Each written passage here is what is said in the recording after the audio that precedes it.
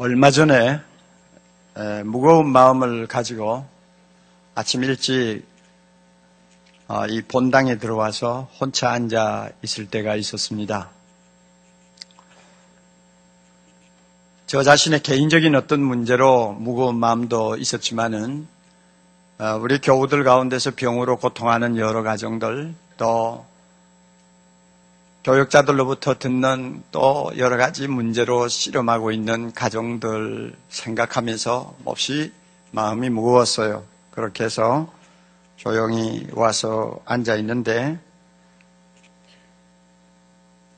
앞을 올려다보니 하나님은 사랑이시다 하는 말씀이 눈에 들어왔습니다. 새벽 여명의 빛 속에 희미하게 비치는 그 하나님은 사랑이시다 하는 말씀을 바라보면서 저 말씀의 의미는 하나님이 나를 사랑하신다는 말인데, 하나님이 나를 많이 사랑하심이 틀림이 없는데 왜 그 사랑이 나의 무거운 마음을 가라앉히거나 또 그 마음에 짐을 덜어주는데 아무런 효력이 없을까 하는 생각을 나도 모르게 했습니다. 하나님이 정말 나를 사랑한다면 근심이 아무리 내 마음을 짓누르도 그 근심이 가벼워지는 어떤 느낌이 있을 텐데, 하나님이 나를 이처럼 사랑한다면 내가 기분이 좋지 않아도 그 사랑 생각하면 금방 벌떡 일어나서 참 소리를 지르고 싶은 어떤 충동도 느낄 수 있어야 하는데 왜 나는 그러지 못할까? 이런 생각이 저의 마음에 계속 머물고 있었습니다. 요한일서 2장 15절 보면 세상을 사랑하는 자는 그 마음에 하나님의 사랑이 머물지 못한다고 했습니다. 내가 세상을 너무 사랑하기 때문에 하나님의 사랑이 내 마음속에 설당을 잃어버린 것인가? 그런 생각도 해봤어요. 그러나 저는 감히 말할 수 있는 것 하나 있어요. 저는 세상 사랑하지 않습니다. 그렇다면 왜 그럴까? 이런 고민을 안고 실험을 하면서 말씀을 계속 묵상하다가 오늘 설교를 준비하게 된 것입니다. 여러분 자신에게도 비슷한 문제가 없는지 한번 각자 자신을 돌아보셨으면 좋겠습니다. 하나님이 나를 사랑하신다는 사실이 나의 어떤 생각이나 감성이나 또는 의지에 전혀 영향을 미치지 못하는 너무나 미미한 것으로 남아있지 않는지, 단순히 머리 안에서 맴돌고 있는 하나의 사상에 지나지 아니하는지 여러분 스스로가 한번 돌이켜보시면 저와 같은 고민을 이해할 수 있을 것입니다. 성경에 보면 하나님이 우리를 사랑하신다는 사실을 얼마나 화려한 수사로 자주 말씀하고 계십니까? 에레미야는 큰 소리로 이렇게 선언합니다. 하나님이 우리를 사랑하는 사랑은 무궁한 사랑이라고요. 무궁한 사랑. 한이 없고 끝이 없는 사랑이라는 말이죠. 무궁한 사랑으로 하나님은 우리를 사랑하신다고 선언하고 있습니다. 모세는 또한 하나님이 우리를 사랑하시는 것은 독점적인 사랑이라고 말합니다. 우리만 사랑하신다고 그래요. 우리만 사랑하신다고. 그리고 요한은 또 뭐라고 말합니까? 끝까지 사랑하신다고 합니다. 중단됨이 없는 사랑이에요. 그리고 사도 바울은 더 차원 높게 우리에게 하나님의 사랑을 알려줍니다. 하나님의 사랑은, 우리를 향한 그의 사랑은 죽기까지 하는 사랑이라고 그랬습니다. 나를 사랑하사 나를 위하여 자기 몸을 버리시기까지 사랑하신 사랑이기 때문에 이 사랑을 끊을 자가 없다고 선언합니다. 얼마나 화려한 수사를 가지고 하나님의 사랑을 우리에게 선언하고 가르치고 있습니까? 그럼에도 불구하고 그 사랑에 감염되는 우리의 마음이 너무 미지근하고 반응이 별로 없다고 할 때는 이것은 어딘가 모르게 우리가 영적으로 문제를 안고 있지 않나 하는 생각을 하지 않을 수가 없는 것입니다. 한번 생각해 보세요. 하나님은 전 우주에 한 분뿐이신 신이십니다. 천지 만물을 창조하신 가장 권세 있는 자입니다. 예수 그리스도는 하늘과 땅의 모든 권세를 다 가지신 분이요, 하늘과 하늘에 있는 자들이나 땅에 있는 자들이나 땅 아래에 있는 자들이 그 발 앞에 엎드려서 영원토록 주님이라고 찬송해야 되는 영광의 주님, 승리자 되신 그분이십니다. 그분이 나를 사랑한다고 합니다. 이사야의 말을 빌리면 하나님은 어떤 분이십니까? 얼마나 광대하신가요? 열방이 하나님의 눈에는 통에 떨어지는 물방울 같다고 말씀하셨어요. 지금 세계 국가가 몇 개나 되는지 모르지만 200개가 넘는 그 국가를 다 끌어모아도 하나님의 눈에 보시기에는 물통에 물방울에 지나지 않아요. 겨울추위에 앉아있는 먼지에 지나지 않아요. 그러므로 세상을 보시면서도 하나님은 없는 것 같이 여기시고 빈 것 같이 여기신다고 말씀을 하셨어요. 그만큼 강대하신 하나님, 그분이 나 같은 티끌 같은 존재를 사랑하신다고요? 진짜 사랑한다면 그 사랑이 나에게 얼마나 큰 충격과 감동을 줄 수 있겠어요? 나 같은 것을 사랑하신다고 하는 사실을 우리가 받아들인다면 얼마나 황홀하겠어요? 그럼에도 불구하고 어떤 감동이 없어요?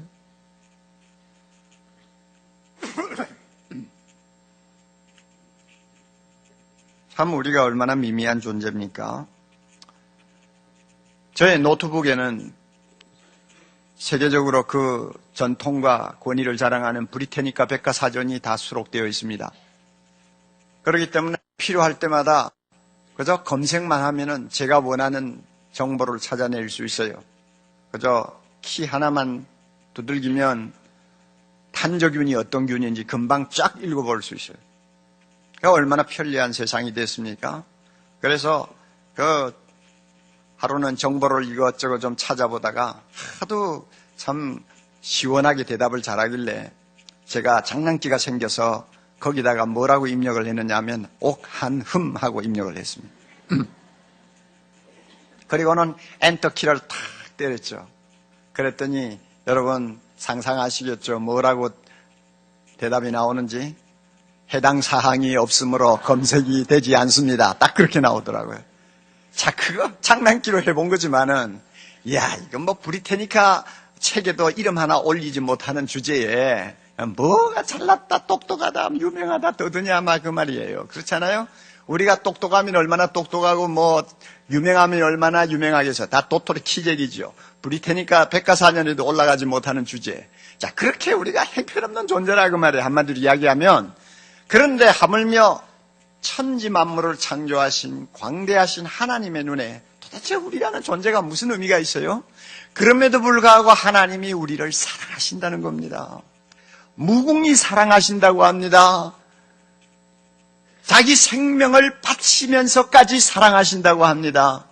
그러므로 이 사랑이 얼마나 대단한지요. 얼마나 대단한지요. 이런 하나님의 사랑에 우리 마음이 열리기만 한다면 아무리 내 마음에 무거운 근심이 쌓여 있어도 그 근심은 가랑잎처럼 가볍게 느껴져야 할 것이고 하나님이 나를 사랑하신다고 하는 이 엄청난 사실 앞에서는 내 마음의 어떤 고통에서도 나는 자유할 수 있는 은혜가 있어야 할 것입니다. 그러나 부끄럽게도 저 자신에게는 그런 감동이 한동안은 없었어요. 여러분에게도 이런 문제가 없는지 우리의 현실을 다시 한번 살펴보도록 합시다. 아마 에베소 교회 성도들도 비슷한 문제를 안고 있었나 봐요. 그래서 로마 감옥에 갇혀있는 바울이 에베소 교인들을 생각하면서 자기도 모르게 기도가 나왔어요. 그 기도도 막연히 의자에 앉아서 조용히 하는 기도가 아니라 너무나 안타깝고 걱정스럽고 답답해가지고 자기도 모르는 사이에 그 형무소 차가운 바닥에 무릎을 꿇고 머리를 조아리고 하나님 앞에 에베소에 있는 성도들을 위해 기도하기 시작했습니다. 하나님 아버지시여, 하나님 아버지시여, 믿음으로 예수 그리스도가 그들의 마음속에 거하게 하시고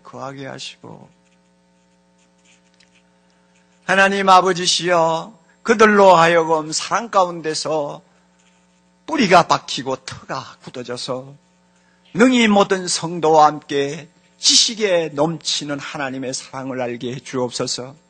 그 사랑의 넓이와 길이와 높이와 깊이가 어떠함을 깨닫게 해 주옵소서. 그리하여 하나님의 사랑에 충만한 데까지 이르도록 아버지여 예배소 교회 성도들을 끌어올려 주시옵소서 하고 간절히 기도했어요. 왜 그랬을까요? 예배소 교인들도 머리로는 하나님의 사랑을 아는데 진짜 하나님의 사랑을 마음으로 아느냐 물었을 때 염려가 되는 바가 있었기 때문입니다. 오늘 우리도 똑같은 문제를 안고 하나님 앞에 기도하면서 이 말씀 앞에 우리의 마음을 열어야 합니다. 우리 자신들도 에베소 교인들처럼 하나님의 사랑의 토양에 뿌리를 내려야 합니다. 사랑의 토양에 내 심령의 뿌리를 박아야 합니다. 그리고 그 토양으로부터 모든 영적인 영양분을 받아들여야 합니다. 하나님의 사랑에 나의 모든 뿌리를 거기에 둘 때에는 거기서부터 엄청난 능력을 우리는 얻을 수 있습니다.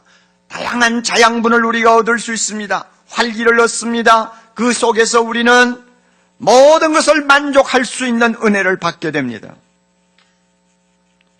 그 결과 보는 것이 달라지고 생각하는 것이 달라집니다. 말이 달라집니다. 느낌이 달라집니다. 하나님의 사랑이 우리를 이렇게 변화시킬 수 있기 때문입니다. 우리를 사랑하시는 하나님의 사랑은 너무나 그 차원이 높고 넓어서 바울은 지식에 넘치는 사랑이라고 한마디로 표현합니다. 지식에 넘치는 사랑이 뭐예요? 우리가 머리를 가지고는 도무지 헤아릴 수 없는 사랑이라는 말입니다. 아무리 연구하고 아무리 학구적으로 따지고 논리를 펴도요, 그 머리 가지고 그 사랑을 이해할 수 없다는 것입니다. 그만큼 차원이 높아요. 그래서 4차원의 세계를 바울이 이야기하고 있습니다. 지식에 넘치는 하나님의 사랑, 4차원의 세계가 있어요. 여러분이 18절, 19절 잘 보세요. 4차원의 세계가 있어요. 하나님의 사랑에 넓이가 있어요. 그 넓이가 뭡니까? 하나님의 사랑의 넓이는 온 세상 사람을 다 사랑할 수 있다는 것입니다. 여러분, 사랑은 몇 사람에게 제한되는 것이지 범세계적으로 모든 인류를 다 사랑한다는 말은 우리에게는 통하지 않는 얘기입니다. 그러나 하나님은 모든 세상 사람을 빠짐없이 다 사랑할 수 있는 넓은 품을 가지셨어요. 이게 하나님의 사랑의 넓이입니다. 그렇다고 해서 한 사람 한 사람 사랑을 쪼개어주고 불만족스럽게 사랑할 수 있느냐? 그게 아니에요. 모든 사람을 다 사랑하시되 한 사람 한 사람을 온 세상을 사랑하듯이 또 사랑할 수 있고 만족시킬 수 있는 능력을 가지신 분이 바로 하나님이십니다.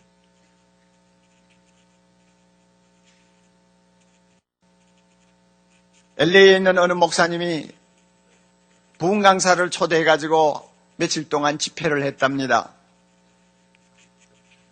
그 부흥 강사가 아마 설교를 하면서 이런 말을 했나 봐요. 여러분, 하나님은 나를 제일 사랑합니다. 어떻게 보면 나만 사랑합니다. 여러분, 믿어도 좋고 믿지 않아도 좋습니다. 사실이에요. 하나님은 나만 사랑하고 나를 제일 사랑합니다. 아마 이렇게 하나님의 사랑에 대해서 간증 비슷한 이야기를 했나 봅니다. 그 설교가 다 끝나고 나서 그 다음에 담임 목사님이 강단에 올라가서는 대뜸 하는 말이, 오늘 강사가 거짓말을 했습니다. 하나님은 이 강사를 제일 사랑하는 것이 아니라 나를 제일 사랑합니다. 하나님은 나만 사랑합니다. 하고 이야기를 했습니다. 그런데 여러분, 가만히 들어보세요. 두 사람이 착각하고 있는 것 같죠? 그러나 그게 사실입니다. 하나님은 모든 사람을 다 사랑하지만 나만 사랑합니다. 하나님은 모든 사람을 다 놓치지 않고 그 가슴에 품지만은 유독히 나만을 사랑하고 나를 제일 사랑한다고 말할 수 있을 만큼 만족스러운 사랑을 나에게 쏟아주십니다. 이게 하나님의 사랑입니다. 그러므로 말할 수 있어요. 하나님은 나만을 사랑합니다. 말할 수 있어요. 착각이 아니에요. 현실이에요. 하나님은 나를 제일 사랑합니다. 얼마든지 그렇게 말해도 괜찮아요. 왜냐하면 사실이니까요. 그만큼 하나님의 사랑은 넓습니다. 하나님의 사랑에 길이가 있습니다. 그 길이가 뭔지 압니까? 무궁한 사랑이라는 것입니다. 오래 계속되는 사랑이지만은 끊어지지를 않아요. 끝이 없는 사랑입니다. 아무도 이 사랑을 끊을 수가 없습니다. 서로 내가 죄를 범했다고 할지라도 하나님의 사랑은 끊어지지 않습니다. 우리 모두 죄 없이 죄 범하지 않고 그저 한 달 경건하게 산다고 노력은 합니다마는 그래도 거룩하신 하나님 앞에 죄를 범하지 아니하는 사람이 있습니까? 생각으로도 못된 생각할 수 있고요. 나도 모르게 말로 남을 해칠 수도 있지 않습니까? 죄를 다 범한단 말이에요. 또 어떤 때는 너무나 가슴 아픈 죄를 범하고 뒤로 벌렁 낮아빠질 때가 있어요. 이럴 때는 하나님이 나 같은 것을 과연 사랑해 주실까? 이렇게 더러운 죄인, 용서를 빌었는데도 또 범하는 죄를 범하는 이 못된 것 하나님이 과연 사랑해 주실까 하고 허탈감에 빠질 때도 있습니다만 여러분, 하나님의 사랑의 길이는 엄청나서요. 내가 아무리 죄를 범했다고 할지라도 그 사랑은 끊어지는 법이 없습니다. 할렐루야. 내가 범하는 죄를 범하는 그 현장에도 하나님은 사랑으로 계십니다. 내가 실수해서 모든 사람으로부터 비아냥거림을 당하고 저게 인간이냐 하고 욕을 할 정도의 참 처참한 자리에 빠져 있다 할지라도 한 가지는 분명히 믿으세요. 하나님의 사랑은 변하지 않습니다. 여전히 하나님은 나를 사랑하십니다. 아멘. 이게 하나님의 사랑의 길이에요. 끊어지지 않는 사랑이에요. 하나님의 사랑에 깊이가 있습니다. 얼마나 그 깊이가 대단한지요. 하늘 보좌를 버리시고 우리를 구원하기 위해서 죄인의 몸을 입고 이 세상에 오신 사랑입니다. 하나님이 비천한 사람이 되신 사랑입니다.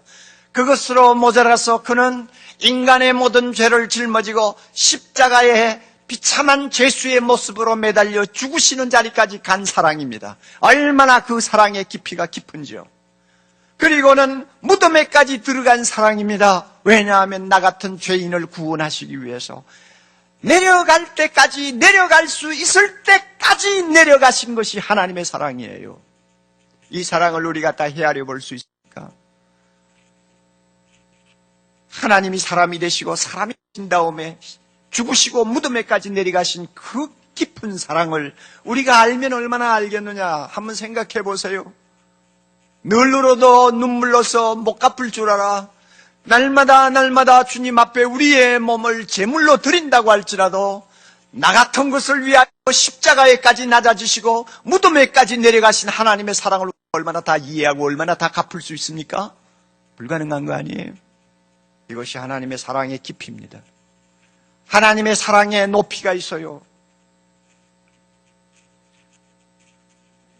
하나님의 사랑의 높이는 비천한 우리를 높이 올려서 자기와 똑같은 모습으로 바꾸어 놓기를 원하시는 사랑입니다. 우리의 모양이 다 제각기입니다. 그러나 주님이 우리를 불러서 하나님 나라로 들이시면 우리는 모두가 형님 되신 예수님의 모습으로 바뀌어집니다. 작은 예수가 됩니다. 그리고 그뿐 아닙니다. 주님께서 승리하시고 하나님 나라에서 누리고 계시는 그 모든 영광을 우리와 함께 누리기를 원하십니다. 그래서 우리를 자기 우편에 앉히신다고 말씀하셨어요. 여러분, 사랑하는 두 사람 사이에는 좋은 것을 다 나누고 싶어 하지 않습니까? 남자에게 명예가 있습니까? 그러면 남자의 애인에게도 그 명예를 함께 나누기를 원하겠죠. 남자에게 재산이 있나요? 그렇다면 그 모든 재산은 사랑하는 여자의 재산일 수도 있죠. 모두 좋은 것, 특권, 아름다운 것 다 나누기를 원하고 개방합니다. 우리 예수님도 마찬가지죠. 자기가 하나님으로부터 받아서 누리는 모든 권세와 영광과 부귀와 행복과 영생의 축복들을 우리와 나누기를 원합니다. 그런 수준에까지 우리를 끌어올리기를 원하시는 사랑이 하나님의 사랑의 높이입니다. 얼마나 대단합니까? 이렇게 지식에 넘치는 하나님의 사랑의 차원이 있습니다. 그러므로 여러분, 우리가 하나님의 사랑을 가볍게 안다고 생각하지 맙시다. 하나님의 사랑을 알면 알수록 거기에는 신비스러운 세계가 기다리고 있습니다. 알면 알수록, 그 사랑의 세계로 들어가면 들어갈수록, 그 맛을 보면 볼수록 우리가 알 수 없는 엄청난 신비한 세계가 기다리고 있습니다. 보는 것이 달라집니다. 생각하는 것이 달라져요. 말하고 행동하는 것이 달라집니다. 사랑은 사람을 바꿉니다. 사랑의 힘은 사람을 근본적으로 바꾸어 놓습니다. 우리가 바뀌어요. 찬송가 414장을 쓴 브렉이라고 하는 사람은 이렇게 찬양합니다. 주의 사랑 비칠 때에 이 세상은 아름답고 활기차게 다 변하네. 이 세상이 아름답고 활기차게 변하는 것을 주님의 사랑을 통해서 보았다는 것입니다. 화평 중에 내 영혼 영광스러운 새 생명 다시 찾게 되었네. 그 큰 사랑, 그 큰 사랑. 그러므로 사랑하는 형제자매 여러분, 태평양의 가장자리에서 물장난을 하고 있는 어린애처럼 하나님의 사랑을 조금 알면서 마치 다 아는 것처럼 말하고 생각하지 맙시다. 여러분, 태평양의 물가에서 앉아서 물장난하고 수영하고 또 컵으로 물을 떠가지고 머리에 붓고 하는 어린애가 알면 얼마나 알겠어요? 태평양을 알 수 있나요? 태평양의 그 가득한 물에 대해서 그가 알면 얼마나 알겠어요? 태평양의 신비를 그가 알면 얼마나 알겠어요? 초라한 물장난에 지나지 않죠. 하나님의 사랑은 태평양보다 더 넓고 깊고 높습니다. 우리가 하나님의 사랑을 알면 얼마나 알겠어요? 그러므로 안다는 소리 자꾸 하면 안 돼요. 우리에게 있어서 중요한 것은 그 사랑을 더 알기를 사모하는 마음입니다. 알고 싶어하는 마음이 우리 가슴 속에 항상 꿈틀거리고 있어야 됩니다. 로이드 존스가 말한 것처럼 그리스도의 삶에서 가장 높이 도달해야 될 것 중에 하나는 하나님의 사랑을 알고 체험하는 것이다. 옳은 말이에요. 100번 들어도 옳은 말이에요. 우리가 신앙생활 잘하면서 성경도 많이 알아야 합니다. 기도도 많이 해야 합니다. 봉사도 많이 해야 합니다. 다 중요합니다만은 가장 높은 곳까지 끊임없이 사모하면서 올라가야 될 정상이 있다면은 그것은 하나님의 사랑을 아는 자리입니다. 하나님의 사랑을 체험하는 자리입니다. 사모해야 돼요. 사모하고 기도해야 돼요. 바울이 감옥 바닥에서 엎드려 에베소 교인들이 하나님의 사랑에 충만한 경지까지 그들이 계속 발전하기를 원하고 기도한 것처럼 우리도 기도해야 돼요. 사모해야 돼요. 주여 주의 사랑을 알게 하옵소서. 평범한 자리에 머물지 맙시다. 하나님의 사랑을 알기 위해서 영적인 여행을 날마다 계속합시다. 교회의 걱정거리 중에 하나는 뭔지 압니까? 예수를 오래 믿었던, 예수를 이제 믿었던 많은 분들이 하나님의 사랑을 피상적으로 알고 있다는 것입니다. 그리고 피상적으로 알고 있는 그 사랑을 마치 다 알고 있는 것처럼 자기 자신이 잘못 생각하고 있다는 것입니다. 하나님의 사랑은 그렇게 가볍고 옅은 것이 아닙니다. 사모합시다. 더 알 수 있도록 주님 앞에 더 알기를 사모하고 간절히 노력하면 어느 날 하나님께서 우리 마음을 열어 성령을 통해 그 사랑을 가슴 가득히 부어주셔서 그 사랑을 주체하지 못하는 아름다운 은혜의 경지를 여러분이 체험할 수 있을 것입니다. 사모하세요. 우리가 이렇게 사모하고 기도하면서 하나님의 사랑의 높은 경지까지 오르게 되면요, 놀라운 일들이 우리 안에 일어납니다. 여러 가지가 있습니다만은 몇 가지를 간단하게 여러분에게 말씀드리겠습니다. 여러분에게 있는지 한번 살펴보세요. 우리가 하나님의 사랑을 알면 알수록 심령의 자유를 누리게 됩니다. 자유를 누리게 돼요. 걱정거리가 생겨도요, 하나님의 사랑을 조용히 묵상하면 나도 모르게 이런 소리를 하게 돼요. 잘해주실 거야. 하나님이 나를 이토록 사랑하시는데, 내가 하나님의 사랑을 받기 위해 태어난 존재인데, 내가 하나님의 사랑을 독차지하고 있는데 뭐 이 정도 문제 가지고 그러냐. 잘해주실 거야. 하나님이 잘해주실 거야. 나도 모르게 그런 소리를 하는 것입니다. 그러면은 그만큼 근심해서 내가 자유해버립니다. 믿습니까 여러분? 자유하게 돼요. 요즘 직장을 구하지 못해서 참 안타까워하는 우리 젊은이들이 얼마나 많아요. 답답하죠. 여기 원서 넣어도 안 되고 저기 원서 넣어도 안 되고 학위를 가지고 들어가도 안 되고 자격증을 가지고 가도 소용이 없고 얼마나 답답해요. 하나님 앞에 엎드려 기도해도 금방 응답이 없어요. 여러분, 그러나 그럴 때일수록 하나님이 나를 얼마나 사랑하시는가를 묵상하십시오. 말씀을 통해서 하나님 앞에서 내가 어떠한 사랑을 받고 있는 존재인가를 여러분이 확인하세요. 그 사랑의 경지에 깊이 들어가면 나도 모르게 이런 소리를 합니다. 지금은 힘들어도 우리 하나님 잘해주실 거야. 나를 이토록 사랑하시는데 내버려 두실 리가 없지. 내가 두려워하거나 불안해할 필요가 없어. 나도 모르게 그런 소리를 하게 됩니다. 그리고 마음에 무거웠던 짐이 내려지는 것을 느끼게 될 것입니다. 그리고 나도 모르게 입에서 찬송이 나옵니다. 무엇이 그 마음을 사로잡은 것입니까? 자유입니다. 불안해서 자유한 거예요. 하나님의 사랑이 우리를 자유케 합니다. 자유케 해요. 여러분, 회사에 가면 요사이 연봉제 때문에 신경 쓰는 분 많잖아요.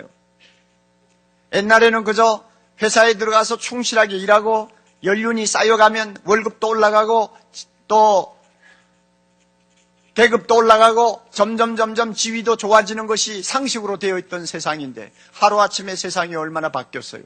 내보다도 10년이나 늦게 들어온 후배가 능력이 있다고 해가지고 연봉으로 따져서 20% 내지 30%를 더 받는다. 여러분, 이런 것을 알게 되면은 모두가 그냥 상대적인 박탈감을 느끼게 됩니다. 그렇잖아요? 마음 편할 리가 없죠. 능력이 있어 더 받는 것은 할 말이 없지만 내 모양은 왜 이렇느냐 하고 생각을 하면 답답하죠. 나이 40대 50대 되어가지고 젊은이들하고 경쟁도 할 수 없는 마당에 점점 코너에 몰리는 것 같은 생각을 하면 그 마음이 무거울 대로 무거울 수밖에 없어요. 이럴 때 여러분, 조용히 하나님의 말씀을 들고 골방에 들어가서 하나님이 나를 얼마나 사랑하시는가를 한번 깊이 묵상하십시오. 그 사랑이 얼마나 풍성한가를 한번 생각하세요. 죽기까지 나를 사랑하신 그분을 한번 바라보세요. 그러면 근심에서 자유할 수 있습니다. 박탈감에서 자유할 수 있습니다. 나도 모르게 마음의 평안을 소유할 수 있습니다. 하나님의 사랑은 이런 능력이 있어요. 능력이 있어요. 여러분이 안 해보시니까 모르는 거죠. 둘째로요, 우리가 하나님의 사랑의 풍성한 세계로 들어가면 들어갈수록 소망을 가지게 됩니다. 내가 하나님의 사랑을 지금 독차지하고 있는 마당인데 아무리 내 형편이 어려워도 하나님은 이대로 두시지 않는다.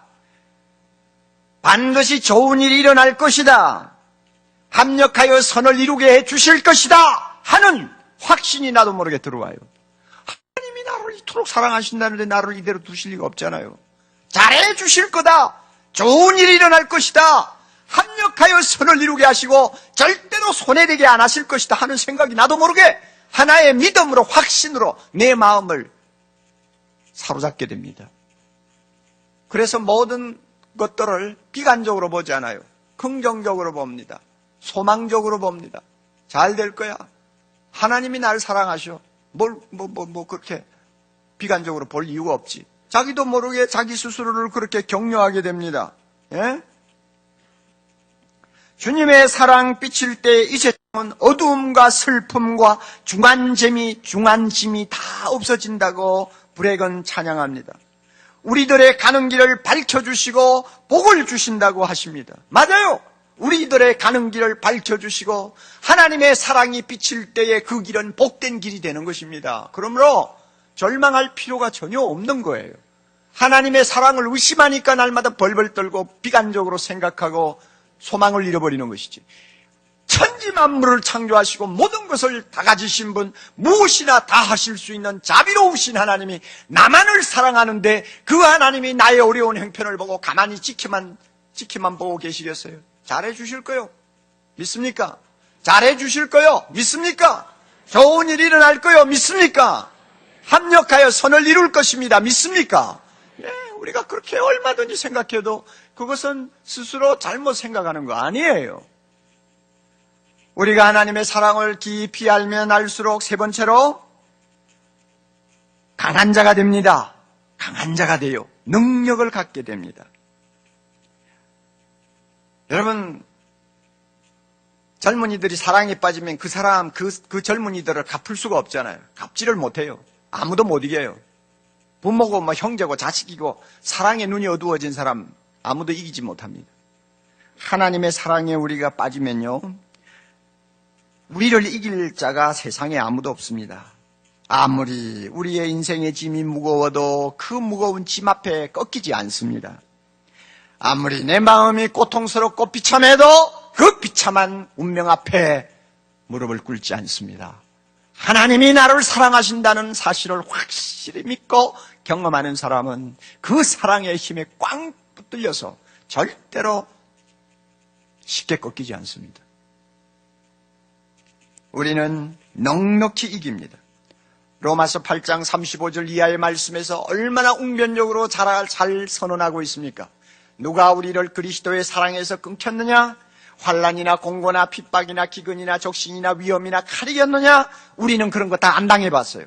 이 7가지 중에서 우리가 실제로 당해본 거 하나도 없어요. 그러므로 우리는 그 극한적인 상황을 잘 몰라요. 그럼에도 불구하고 선언합니다. 그런 극한적인 상황에 놓여도 절대로 우리를 이길 자가 없다는 것입니다. 우리가 종일 죽임을 당케 되며 도살할 양같이 여김을 받는 가장 참혹한 자리에 끌려 들어가도 우리를 사랑하시는 이로 말미암아 우리를 사랑하시는 예수님 때문에, 예수님의 사랑의 힘 때문에 우리는 넉넉히 이긴다. 우리는 넉넉히 이긴다. 아무도 우리를 이길 자가 없어요. 여러분, 하나님의 사랑을 아십시오. 그 사랑의 힘에 우리가 붙들리기만 하면 우리를 꺾을 자가 없습니다. 며칠 전에 송달 장로님 지금 참 암을 가지고 투병하고 있지 않습니까? 그분 병상에 가서 저는 에드워드 페이슨이라고 하는 미국 목사님의 글을 하나 읽어주었습니다. 그분은 44살에 하나님의 부름을 받은 사람이었습니다. 그가 병상에 있으면서 자기 누이에게 보낸 편지 중에 한 토막입니다. 제가 그 글을 읽었어요. 하나님은 내가 받을 축복을 하나씩 차례로 빼앗아 가셨습니다. 그러나 모든 것이 다 사라지고 없어졌을 때 나를 사랑하시는 주님이 오시어서 대신 그 자리를 채우셨습니다. 나를 사랑하시는 주님이 오셔서 그 자리를 채워주셨습니다. 지금 나는 불구가 되어 움직일 수 없는 사람이지만 내 생애에 있어서 그 어느 때보다도 더 행복합니다. 그 어느 때보다도 더 행복합니다. 죽음의 강이 내 앞에 있을지 모르지만 그 죽음의 강이라는 것도 하나님께서 허락하신다면 한 발로 뛰어넘을 수 있는 조그만한 개울일 뿐입니다. 여러분, 이런 사람을 누가 꺾을 수 있습니까? 죽음이 꺾어요? 누가 이런 사람을 패배시킬 수 있습니까? 아무도 패배시킬 수가 없어요. 하나님의 사랑에 붙잡혀 있기 때문에 강합니다. 강해요. 하나님이 사랑하시기에 그 사람은 강합니다. 우리가 하나님의 사랑을 알면 알수록 또 하나 중요한 것을 얻습니다. 기뻐하는 마음입니다. 하나님한테서 사랑받고 있다는 사실은 진짜 우리를 기분 좋게 만듭니다. 생각만 해도 신이 나게 만듭니다. 제인이라고 하는 영국의 어느 학장이 한 말을 기억합니다. 기쁨은 하나님의 자녀에게 있어서 기쁨은 하나의 깃발과 같다고 했습니다. 옳은 말이에요. 여러분, 영국의 윈저공의 성이라든지 성을 한번 가보세요. 그 성 안에 여왕이 머물고 있으면 깃발이 휘날립니다. 깃발을 보면 여왕이 저 성에 아직 계시구나. 알죠? 우리가 기뻐하면 그것은 뭘 의미하느냐? 내 마음에 나를 사랑하시는 예수님이 계신다고 하는 것을 나타내는 깃발과 같다, 그 말이요. 우리가 기뻐하는 모습을 세상이 볼 때 저 사람 마음속에 하나님의 아들 예수님이 살아계시는구나, 하나님의 사랑이 저 사람 마음에 있구나 하는 것을 알 수 있다는 것입니다. 그만큼 참으로 기쁨은 우리의 삶에서 중요합니다. 여러분, 초창기에, 우리나라 초창기에 성도들이 얼마나 예수님을 모시고 기뻐했는지, 하나님의 사랑받고 얼마나 행복해했는지 이런 말이 돌았다고 하지 않습니까? 불교 신자들은 초상집에 사는 사람 같고 유교 신자들은 제삿집에 사는 사람 같지만은 예수 믿는 사람은 날마다 잔치집에 사는 사람 같다 하는 말들이 안 믿는 사람들의 입에서 돌아다녔다고 합니다. 이렇게 사람들의 입에 참 잔치집에서 사는 사람 같다는 말이 회자하는 이유가 뭡니까? 우리 마음속에 나를 사랑하시고 나를 위하여 자기 몸을 버리신 예수님을 모시고 사는 기쁨이 있기 때문입니다. 주님의 사랑에 우리가 깊이 젖으면 이 기쁨을 소유하고 살 수 있습니다. 사랑하는 형제자매 여러분, 우리는 하나님 앞에 사랑받는 자녀입니다. 사랑받기 위해 태어난 영광스러운 자녀들입니다. 하나님의 사랑은 하찮은 것이 아닙니다. 잠깐 느끼고 지나가는 거 아닙니다. 머리로 상식적으로 조금 아는 거 아닙니다. 지식에 뛰어난 엄청난 4차원의 세계가 있는 사랑입니다. 하나님의 사랑에 넓이가 있습니다. 길이가 있습니다. 높이가 있습니다. 깊이가 있습니다. 그 사랑에 충만한 자리까지 나아가기를 사모합시다. 그 사랑의 깊이 적기 위해서 날마다 하나님 앞에 기도합시다. 그러면 그 사랑의 힘이 나로 하여금 자유하게 만들 것입니다. 나로 하여금 능력 있는 사람으로 바꾸어 놓을 것입니다. 나로 하여금 소망하게 하고 나로 하여금 기뻐하면서 세상을 살 수 있도록 바꾸어 놓을 것입니다. 이 사랑을 사모합시다. 이 사랑을 우리가 마음에 담고 세상을 살면 우리는 승리자가 될 것입니다. 우리보다도 더 행복한 사람이 있으면 나와보라고 그래. 우리가 이렇게 말할 수 있어요. 내보다도 더 행복한 사람이 있으면 나와보라고 해. 우리는 이렇게 당당하게 말하면서 세상을 살 수 있는 사람이 됩니다. 하나님의 사랑은 우리를 이렇게 바꾸어 놓을 수 있습니다.